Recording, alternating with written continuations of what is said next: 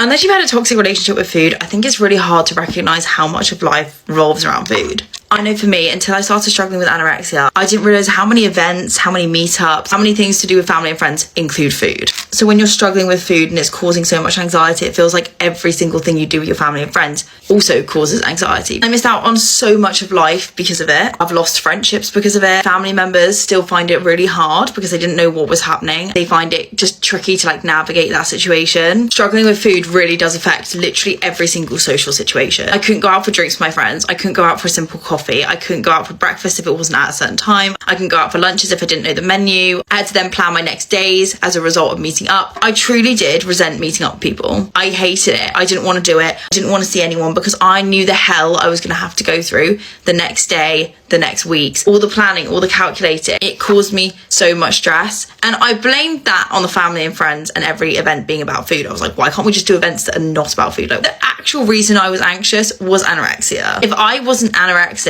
I wouldn't feel any anxiety because that's where I'm at now. In fact, now I try and plan events around food because I love going to get food. I love a coffee date. I love hosting. If I was still struggling with anorexia, I wouldn't be hosting anything at all because I didn't have the opportunity to do these things. Like, it felt all very additional, so unnecessary. Why would you do it? Maybe because that's what like life's about. Life's not actually about the number on a scale.